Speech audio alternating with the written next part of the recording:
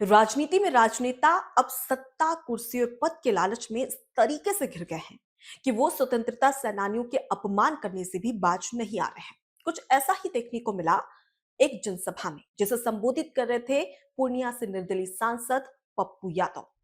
पप्पू यादव ने अपनी जनसभा में कुछ ऐसा कह दिया जिससे तमाम जो हिंदुस्तानी हैं उनकी जो भावना है वो आहत हो सकती है। जी हाँ, दरअसल पप्पू यादव ये कहते हैं अपनी जनसभा में कि प्रियंका गांधी की आवाज रानी लक्ष्मीबाई की आवाज से भी प्रखर है। यानी कि प्रियंका गांधी की आवाज, शक्ति, ताकत वीरांगना रानी लक्ष्मीबाई से कहीं ज्यादा है। ये कहना है पप्पू यादव का। ये वीडियो सोशल मीडिया पर लगातार वायरल हो रहा है। इसे लेकर तरह तरह के सवाल भी किए जा रहे हैं कि एक स्वतंत्रता सेनानी वीरांगना रानी लक्ष्मीबाई, जिन्होंने इस देश को आजाद करने में सबसे महत्वपूर्ण भूमिका निभाई, आज वीरांगना रानी लक्ष्मीबाई की वजह से ही हम एक आजाद भारत का हिस्सा है। हम एक ऐसे भारत का हिस्सा है जहां पर हम अपने आप को आजाद कह सकते हैं, खुली हवा में सांस ले सकते हैं और बेबाकी के साथ में अपनी बात रख सकते हैं। और उसी आजाद भारत में महत्वपूर्ण भूमिका निभाने वाली वीरांगना रानी लक्ष्मीबाई, जिन्हें ये कहा जा रहा है कि उनकी आवाज प्रियंका गांधी की आवाज से कम है, अब इसे लेकर तरह तरह के सवाल भी किए जा रहे हैं। आपको बता दें कि पहली बार नहीं है कि कांग्रेस पार्टी में कांग्रेस के जो नेता हो वो इस तरीके के बेतुके बयान देते हो। इससे पहले आपको याद होगा कि कुछ दिन पहले ही जो कांग्रेस सांसद है इमरान मसूद, उनका भी एक बयान सामने आया था, जिसमें वो स्वतंत्रता सेनानी भगत सिंह की तुलना आतंकवादी संगठन हमास से करते हैं। दरअसल एक इंटरव्यू होता है जिसमें पत्रकार उनसे सवाल जवाब करते हैं इजराइल और फिलिस्तीन के युद्ध को लेकर। और जब इस दौरान वो ये कहते हैं कि हमास एक आतंकी आतंकी संगठन है, इस दौरान इमरान मसूद उस पत्रकार की बात को काटते हैं और ये कहते हैं कि मैं नहीं मानता, क्यों भगत सिंह भी आतंकवादी है। भगत सिंह भी अपने देश के लिए, अपनी भूमि के लिए, अपनी आजादी के लिए लड़े थे। ठीक वैसे ही हमास भी वही कर रहा है, फिलिस्तीन भी वही कर रहा है। और इन दोनों की जब तुलना होती है, भगत सिंह और आतंकवादी संगठन हमास की तुलना होती है, इसे लेकर वो पत्रकार भी सवाल करता है कि यहां पर आप गलत कह रहे हैं। एक स्वतंत्रता सेनानी की तुलना आप आतंकवादी संगठन से नहीं कर सकते हैं। और इस पर इमरान मसूद सफाई देते हुए भी नजर आते हैं, लेकिन उन्हें बहुत घेरा जाता है। बीजेपी तमाम सवाल जवाब करती है, आम जनता भी उन पर कई सारे सवाल खड़े करती है। तो इससे साफ है कि आखिर कांग्रेस में लगातार ऐसा क्यों हो रहा है कि स्वतंत्रता सेनानियों के चलते स्वतंत्रता सेनानियों की बात कही जाती है और उनको कंपेयर किया जाता है, उनकी तुलना की जाती है और उसके साथ ही साथ तुष्टीकरण की राजनीति भी हो रही है। जी हाँ, आपको सबसे पहले बता दें कि जो पप्पू यादव है उन्होंने अपनी जनसभा में किसके जरिए ये बात कही थी। पप्पू यादव, हम फिलहाल अगर बात करें तो फिलिस्तीन और इसराइल के बीच में युद्ध चल रहा है। 45,000 से ज्यादा लोगों की अब तक मौत हो चुकी है। अब इसी को लेकर भारत में भी कई बार फिलिस्तीन को लेकर, फिलिस्तीन के झंडे को लेकर नारे लगे हैं। अब ऐसे में विशेष समुदाय के लोगों को खुश करने के लिए कांग्रेस नेता यहां पर तुष्टीकरण की राजनीति कर रहे हैं। मुस्लिम वोट बैंक को अपनी ओर आकर्षित करने के लिए इस प्रकार के बेतुके बयान दे रहे हैं और खास तौर पर इससे भी बचते नजर नहीं आ रहे कि इससे किसी की भावनाएं आहत हो सकती हैं। इससे कांग्रेस नेताओं को कोई लेना देना नहीं। और यही वजह है कि इमरान मसूद हो या पप्पू यादव हो, उनके इस तरीके के बयान सामने आते हैं। सबसे पहले आपको बता दें कि पप्पू यादव अपनी इस जनसभा में इस बात का जिक्र करते हैं।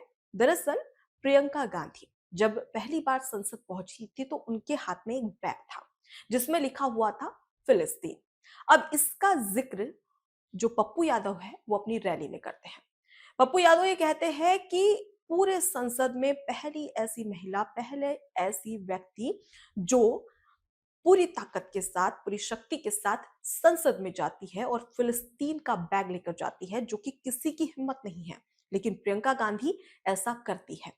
इसके साथ ही वो ये कहते हैं कि रानी लक्ष्मीबाई से भी प्रखर आवाज है प्रियंका गांधी की। फिलिस्तीन को लेकर, फिलिस्तीन बैग को लेकर कंपेयर किया जाता है और रानी लक्ष्मीबाई को यहां पर कम आंका जाता है। अब इससे सवाल खड़े होते हैं कि क्या ये सही है? अपनी राजनीति के लिए स्वतंत्रता सेनानी की इस तरीके से कंपेयर करना, उनकी तुलना करना या उन्हें कम आंकना, क्या सही है? शायद पप्पू यादव भूल चुके हैं कि कौन है वीरांगना रानी लक्ष्मीबाई। चमक उठी सन 57 में वो तलवार पुरानी थी। बुंदेले हर बोलो के मुंह हमने सुनी कहानी थी। खूब लड़ी मर्दानी वो तो झांसी वाली रानी थी। ये पंक्तियां अगर आज भी कोई सुन ले तो उसके रोंगटे खड़े हो जाते हैं। अगर जो जानता है कि रानी लक्ष्मीबाई कौन है तो वो ये पंक्तियां अवश्य जानता होगा। आज भी हमारे स्कूलों में जो बच्चे हैं उन्हें यही कविताएं सुनाई जाती हैं और बताया जाता है कि जो वीरांगना रानी लक्ष्मीबाई थी वो कौन थी। झांसी की रानी वीरांगना रानी लक्ष्मीबाई, जो कि साहस का प्रतीक थी, बहादुरी का प्रतीक थी। उनकी वीरता आज भी जो किताब है उनमें लिखी जाती है। यहाँ तक कि जो ब्रिटिश शासक थे, अंग्रेज थे, उन्हें नाकों तले चने चबाने वाली रानी लक्ष्मीबाई का नाम सुनते ही अंग्रेज थर कांपते थे, डर जाते थे, सहम जाते थे। इस तरीके का खौफ था और उन्हीं की वजह से आज हम आजाद भारत का हिस्सा हैं। रानी लक्ष्मीबाई ने यह बताया कि वो एक महिला होकर भी एक कुशल शासक है, यानी कि महिलाएं भी युद्ध लड़ सकती है। अपने बेटे को कंधे पर लाद कर वो युद्ध करती है अंग्रेजों से और इसी दौरान 29 वर्ष की आयु, केवल 29 वर्ष की आयु में वो वीर गति को प्राप्त हो जाती है और इस पूरे देश में, इस पूरी दुनिया में अमर हो जाती है। उनका नाम आज भी अमर है, जिन्हें कहा जाता है झांसी की रानी। अब ऐसे में आप समझ सकते हैं कि कौन है वीरांगना रानी लक्ष्मीबाई। उनका अपमान, एक स्वतंत्रता सेनानी का अपमान, सिर्फ उनका अपमान नहीं बल्कि भारत देश के तमाम व्यक्ति है, तमाम जो लोग हैं और तमाम जो महिलाएं हैं, उनका भी अपमान है। रानी लक्ष्मीबाई, जिन्हें यहाँ पर महिला सशक्तिकरण का प्रतीक कहा जाता है, उनका इस तरीके से किसी के साथ में कंपेयर करना, उनको कम आंकना या फिर उनकी तुलना करना, कहीं ना कहीं उनका भी अपमान है और हमारा भी अपमान। ऐसे में साफ तौर पर यह कहा जा सकता है कि पप्पू यादव ने यहाँ पर तुष्टीकरण की राजनीति के लिए, मुस्लिम वोट बैंक को साधने के लिए इस प्रकार की यहाँ पर बयान दी है, इस प्रकार की यहाँ पर राजनीति की है। लेकिन कांग्रेस के लिए ये कितना सफल है, क्योंकि पहले इमरान मसूद, जो कि भगत सिंह का की तुलना आतंकवादी संगठन हमास से करते हैं, उसके बाद में अब पप्पू यादव, जो कि रानी लक्ष्मीबाई को कम आंकते हैं। अब ऐसे में इस पूरे बयान को लेकर आपकी क्या राय है, जरूर बताइएगा। फिलहाल आपको ये बता दें कि कौन है पप्पू यादव, तो बाहुबली के तौर पर इन्हें गिना जाता है और जब 2024 में लोकसभा चुनाव होने जा रहे थे तो खुद की पार्टी खड़ी करते हैं। लेकिन इसी दौरान प्रियंका गांधी उनके पास पहुंचती है और ये कहती है कि आपकी पार्टी का हमारी पार्टी यानी कि कांग्रेस में विलय कर दीजिए तो आपको लोकसभा चुनाव के लिए टिकट दे दिया जाएगा। पप्पू यादव ऐसा ही करते, लेकिन उन्हें टिकट नहीं मिलता है, जिसके बाद वो निर्दलीय प्रत्याशी के तौर पर चुनाव लड़ते हैं पूर्णिया सीट से और इस दौरान जो तेजस्वी यादव है पूरी ताकत झोंक देते हैं अपने प्रत्याशी को जिताने में। लेकिन फिर भी निर्दलीय प्रत्याशी होने के बावजूद भी पप्पू यादव जीत हासिल करते हैं। उसके बाद कांग्रेस उनके पास वापस जाती है और ये कहती है कि आप वापस से हमारी पार्टी में आ जाइए और अब सब कुछ सेट है।